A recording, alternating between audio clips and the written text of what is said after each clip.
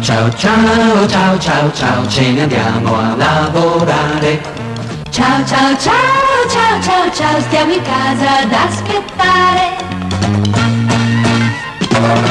Oggi in casa pulisco il lampadario, non è certo un lavoro straordinario. È un piacere se penso a mio marito, che al ritorno lo troverà pulito.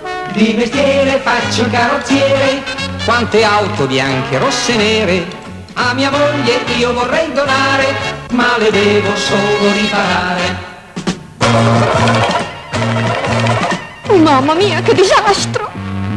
Ai ai ai ai ai ai, ma che disastro abbiamo fatto mai? Ai ai ai ai ai ai, sei proprio una che combina guai.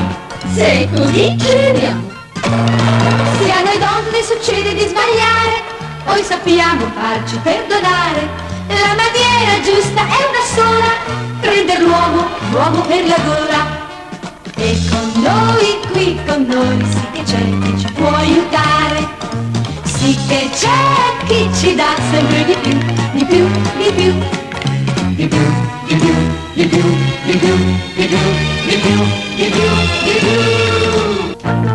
Condimento, gusto, sapore, con il doppio brodo sempre doppio. Un pezzetto di doppio brodo dà alle uova il sapore doppio.